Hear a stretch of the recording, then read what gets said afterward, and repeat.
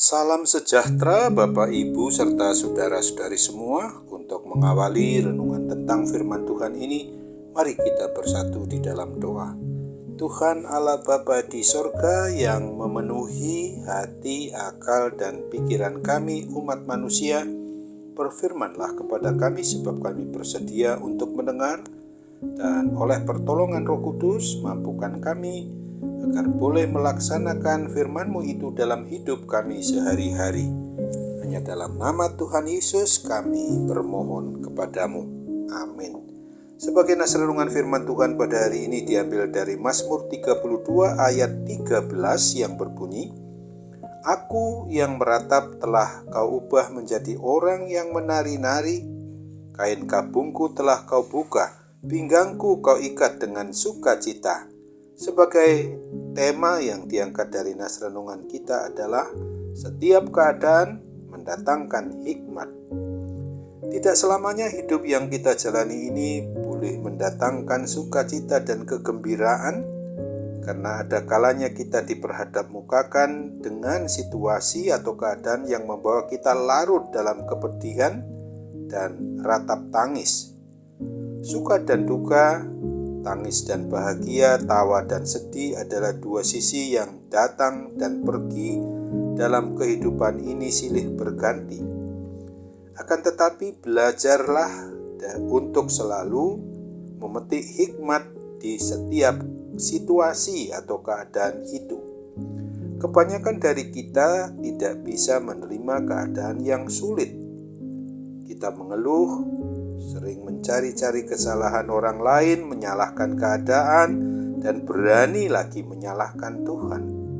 Kita tidak menyadari bahwa Tuhan seringkali memakai keadaan sulit, sesulit apapun itu, sebagai cara Dia untuk melatih kepekaan kita dalam hubungan rohani kita, dalam hubungan iman percaya kita kepadanya.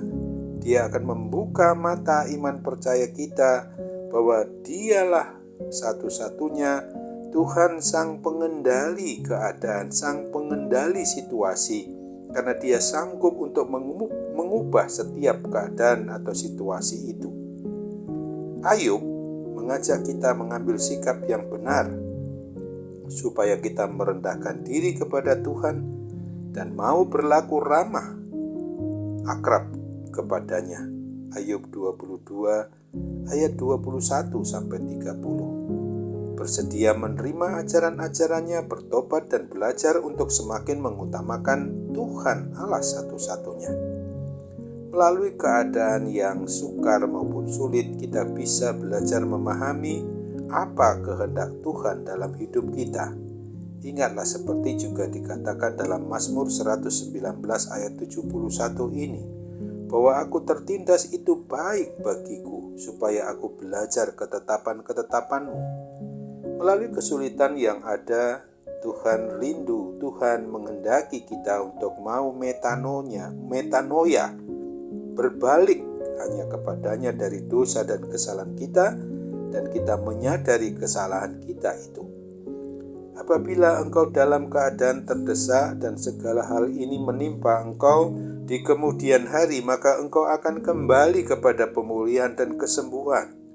Ingatlah akan Mazmur 32 ayat 5 ini.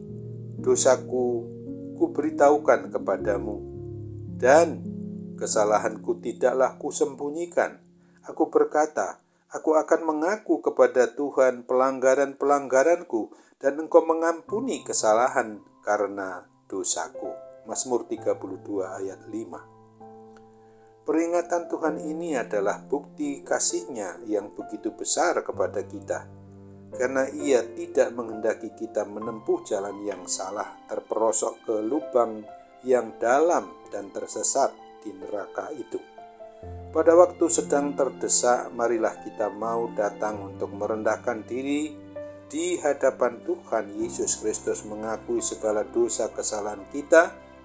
Maka pasti Tuhan Yesus berkenan untuk mau mengampuni dosa kita itu, dan semua Dia akan pulihkan dalam hubungan diri pribadi kita dengan Tuhan Allah Bapa di surga di dalam Yesus Kristus dan dalam persekutuan Roh Kudus. Ingatlah pula akan apa yang dituliskan pada 1 Yohanes 1 ayat 8 dan 9 ini. Jika kita berkata bahwa kita tidak berdosa, maka kita menipu diri kita sendiri dan kebenaran tidak ada di dalam kita.